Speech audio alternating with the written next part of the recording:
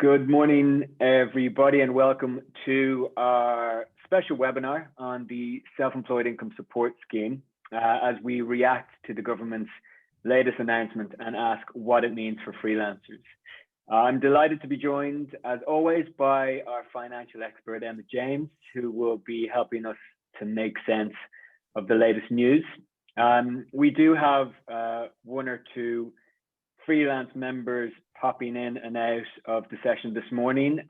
Welcome. If you do have a question, if you could put it into the chat box and I will pick it up if we've got time at some point in the session this morning. If you can keep your mics muted in the meantime, I'll call on you. Just remember to unmute before you speak. The session is going to be a pretty quick one. We're going to see how far we can get in the next 20 to 30 minutes. But in the meantime, Emma, welcome. Thanks for joining. We have just from yesterday got the announcement from the government and regarding the new SEISS details. What are your immediate reactions? I think it's really good news that it's now going to be 80% for November. I think that's definitely to be welcomed. It's still not enough, really. I'm sure we'll cover this later, but it still excludes quite a few people. I guess I'm also slightly concerned. Is they're paying it now to cover November through to January? I'm a little concerned as to what will happen should we still be in lockdown going into December. But I guess on the face of it, with where we are at the moment, the grant, it being upped from originally, if you think it was supposed to be 20%, and then it became 40%, and now 80% for November. I do think we have to be pretty happy with that. But as I say, it's still going to exclude an awful lot of people. They have brought the application deadline forward by 2 weeks. It was originally supposed to be the middle of December. We're now looking at the 30th of November. They haven't released information about when that will actually be paid yet. And they also haven't released information about how you apply or how the claims process will work. We're expecting that in the next week or so. I would expect it will work similar to previously, where they have staggered application dates over a few days. And I would expect payments to be received sometime probably towards the end of the first week of December. That's still quite a long time to wait. That all being well, the payments are going to come in after the lockdown has finished. But I think better than nothing is probably my main first reaction to it. So let's get some of the general rules in place here. What's changed, if anything, from previous schemes? And you've touched on it a little bit, but let's have a little breakdown as to what it actually means in real terms for freelancers. Yeah. So I've got to say, yeah, so the eligibility criteria is broadly the same as for the first and second grants. So that is, you must have done a tax return for 18-19. They're averaging the profits for the 3 years prior to that, so 16-17, 17-18, 18-19. Your profits must be under 50,000. And the majority of the self-employment income, the majority of the tax return income must have come from self-employment. So that's broadly, that is the same as the first two. What has changed slightly is in how you need to have been affected by all of this. So the first two grants were that the wording was adversely impacted by the pandemic, and that's open to interpretation, really, as to what that actually means. For the third one, the wording is now reduced demand.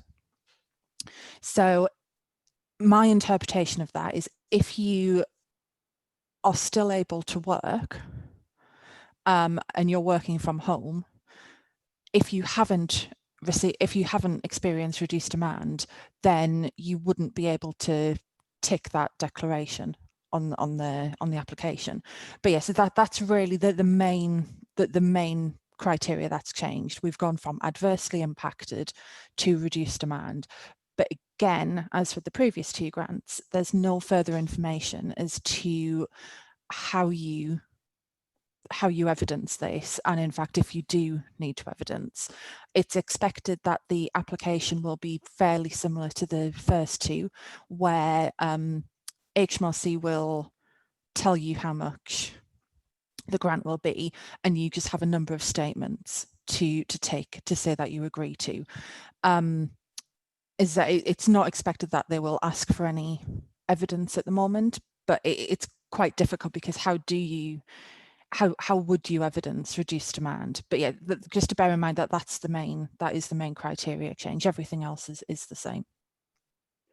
Yeah, on that point, we had this discussion last time around. It does seem to be almost a moot point to ask freelancers to evidence if they've been impacted or not. I mean, the subtleties of that and the nature of fluctuating freelance work in normal times makes that nigh on impossible to measure. And so how they're going to be able to judge either way seems almost pointless. Yeah, I think I think it's going to be very difficult to, and I think without setting out exactly what sort of evidence they'd want, I think it's going to be very difficult for them to say after the fact, oh, well, we don't think you were adversely impacted. I think it's going to be very difficult for them to do that. I think they've worded it in such a way to try to get people to make that assessment themselves, rather than just going in and just saying, yeah, that's fine, I'll get the grant. Just to have that, I guess that additional, not quite barrier, but that additional step for people themselves to say, well, actually, I haven't had reduced demand, so I won't claim this grant. But I think it is important that anyone who needs it and who is eligible for it should feel that they are able to go for it. Let's just touch on the percentages here. So we've got an increase in percentage for around a month, and then they're reducing it down. So break that down for us. Just talk to us about exactly what people can expect, and do you feel that it's going to change at any point? Okay, so this grant is covering November, December, January. November is at 80%, and then December and January are each at 40%.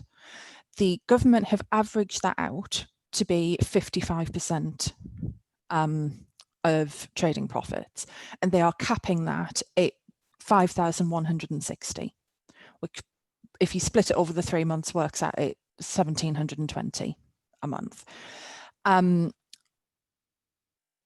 I think, as I was saying before, I think because it's also unclear as to what is going to happen post 2nd of December, it's a little difficult to say, to give too much of an opinion on the percentages. The 40% I think is low.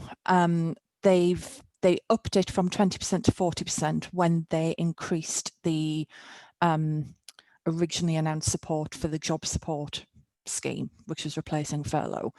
And it's not quite, but it is broadly in line with what employees would receive. I think going from 80% to 40 is quite a big drop, particularly as, how likely is it that post 2nd of December, we're going to, things are going to be, well, not quite fine, but better, and more work will be there for people. I would have liked to have seen, well, ideally, I would have liked to have seen it stay at 80, but I would have liked to have seen it go to 60, maybe, as a way of, I guess, easing people down in much the same way that furlough, I guess, was eased from 80, 70, 60, as a way of tapering it off. I think it probably will have to be increased at some point. because I'm fairly pessimistic and don't think we're going to be out of lockdown come 2nd of December. If we are, or if England is, particularly England, is released into tier 3, mostly tier 3, I think at some point they're going to have to increase that 40%. I mean, it's great news that it was up from 20, but I still think it's quite low. That those figures are quite low, because you would only get the maximum amount, so that 5,160, if your average profits over those 3 years were 37,500. So the reality is that most people are going to be getting much, much less than that. And while any support is better than no support, it's still very low for a lot of people. Yeah. And on that point, what we're seeing in the club is this split between those who are able to provide online services in a space where companies are still looking for that, versus those who have previously been providing face-to-face services. And interestingly, over the past couple of months on the site, we've seen a spike in projects for companies who must have known this was in the pipeline and wanted to get projects complete before the announcement. For those freelancers who can now no longer provide their face-to-face services, they're very much hunkering down and in that wait and see space, whereas those who can provide remote continue to work and may even see an increase in the number of jobs that come through. So I think that tallies and ties to what you're talking about in regards to the percentages and what people can actually expect coming out. Let's move on to the elephant in the room, and that's those who are still excluded. And I think it's the word "still" that needs to be double underlined here. Give me your general thoughts on that, and is there anything that they can tap into for financial support? I'll cover the things that could be tapped into first. So really, you're looking at universal credit and bounce back loans are realistically probably the two main options available. The bounce back loan scheme was supposed to finish this month. That's been extended through to the end of January. So if you haven't applied for one and that is an option that's open to you, then you can do so. They're also allowing you to top up the loan. So the bounce back loan is 25% or up to 25% of, for most people, the turnover in the 2019 calendar year. It's worked out a bit differently for new businesses, but for existing ones, the 2019 calendar year turnover. If you have already taken out a loan, but you applied for less than 25%, you can now go back to your lender and ask for that to be topped up. Again, the details on that haven't been announced yet. We're expecting that can happen from the 9th of November. So I would expect more details later this week. It's expected that you will only be able to top up once. But that is an option. That is an option to you. If you already have a loan and you didn't go for the full 25%, you might want to top that up. If you decided not to take a loan originally, that's still an option for you now. The other option would be universal credit, which I'm aware isn't available to everyone because of the criteria. I guess the really good news with universal credit is that the original suspension of the minimum income floor, I'll explain what that is in a minute, that was due to come back on the 13th of November. That's now been announced yesterday that the suspension continues. So that will continue right through to the end of April. And that has the potential to be quite big for a lot of freelancers who need universal credit. What the minimum income floor is, it applies to people who are self-employed and have been self-employed for over a year. And it assumes that your income is at least minimum wage.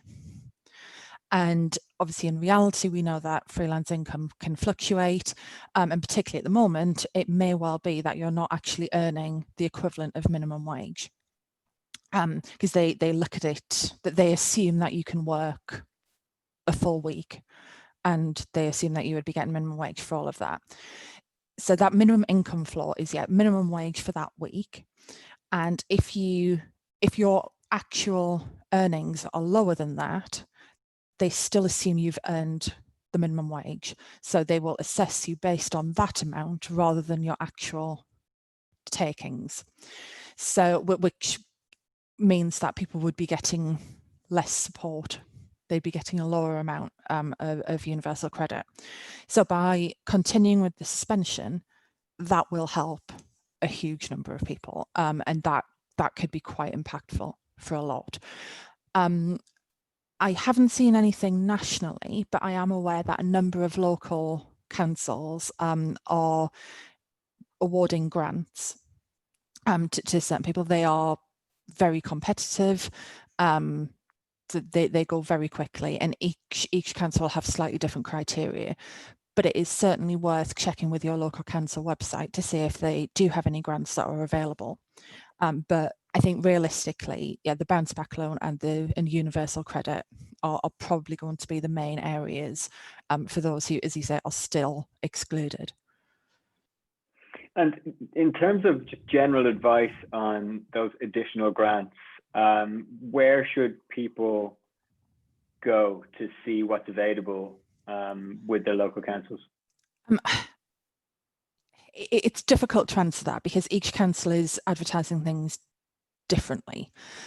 If you should have, they're called different things in different areas, but they will either be a local enterprise partnership, or it might be called a growth hub. I think my local one is a growth hub, and they should be advertised on each council's website. So I think if you look at first off, try your probably county council website is probably the first one, and you're looking for, as I say, either local enterprise partnership or growth hub. They're probably going to be the two that they're called. And grant, you might have to dig a bit because some places aren't being quite as clear with what's available to people as they would ideally be. But if you have a look on those websites, I'd say they're probably the best ones to go. But there isn't there's not like a national hub or anything for this. Okay, great. I've got a question come in from Tom, who has said, I haven't applied for SEISS previously. Can I apply for this one? Yeah, so sorry, I should have covered that before. As long as you were eligible for the first two grants, you can apply for this one. So you didn't need to have taken it, but as long as you were eligible, so as long as you meet that criteria and you can say you've had reduced demand, then yes, absolutely, you can go for the third one. You don't need to have taken the first two. And is there any scope to backdate if they haven't applied to previous grants? My understanding is no, that there isn't. That they had closing dates for both of those. The second one closed mid-October. My understanding is that's passed now. Okay. Another question is related. Well, I'm going to try and translate it a bit. So it's relating to having become a freelancer within the last year. What can they do? Are they able to apply? If not, what's available? I think we've covered a bit of this. Yeah, so unfortunately, that is the bounce back and the universal credit. You're unfortunately one of millions who have, we can't really call it fallen between the cracks anymore, can we? Because it's just a gaping chasm. But unfortunately, you wouldn't be eligible for the income grant. As the criteria hasn't changed, it's still those who had a tax return in 1819. Okay, so anyone who became self-employed after that is unfortunately not eligible. Amy asks, I'm a limited company. Does that mean I'm not able to apply for the SEISS grant? Yeah, that's correct. So if you're a director of a limited company, you potentially could use the extended coronavirus job retention scheme, so furlough. The downside to that is that directors are unable to continue working if they're furloughed. Under the SEISS, you can continue working and still get the grant. But yeah, unfortunately, under furlough, that's just not open to you. But yeah, as a director of a limited company, you're, in the eyes of HMRC for this grant, you're not self-employed, therefore you're not eligible for this grant scheme. Okay, great.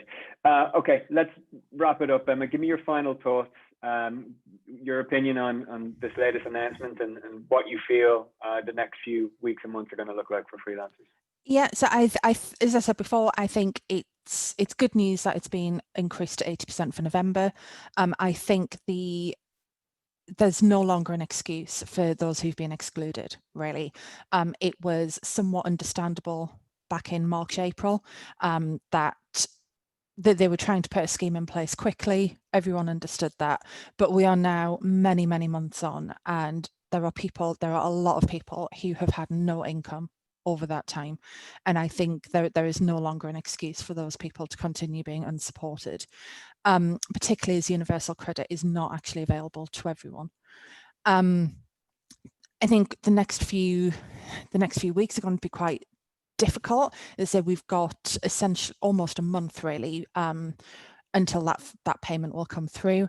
As we saw in lockdown, a lot of people, as you said before, for those who are providing things that can be done online, it's not quite easy, but a relatively simple way to pivot to go and do that. But there are just people who cannot provide what they do online. I would like to have seen, and still would like to see, the scheme treat people slightly differently for that, because not every freelancer is the same, and I think that is a complete lack of understanding that. And it is the grant is all or nothing, so you either claim the grant and you claim the full amount, or you don't take it at all.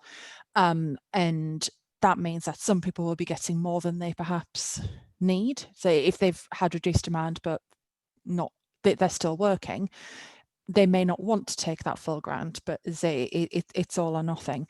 Yeah, I think as we get towards the end of November, once we see what is happening with rates and everything else, it will be interesting to see if they do increase that, either the next grant, so that there's going to be a fourth one covering February through to April, or whether they do kind of like a top-up payment. And so my concern is, because they're making one payment for November through to January, they may say, like, that's it, basically. And even if we're still in lockdown in December, they still keep that grant at 40%. But yeah, as I was saying before, I think the suspension of the minimum income floor for universal credit is good news, but it would be nice if it wasn't needed at all, really. Yeah, here. I'd echo that. Yeah, and from a Freelancer Club perspective, we're rounding the troops, speaking to our partners, and we are asking everybody to apply as much pressure as possible on the government to address those who have been excluded. From looking at Twitter this morning on this exact topic, I'd suggest 80% of the posts are about those who are not able to claim any financial support, and clearly that's just not good enough, and something needs to be done. So we're going to bang the drum on that side. Emma, as always, thank you so much. Incredibly insightful. And we will speak to you very shortly. Thanks again, and have a great day. Thank you.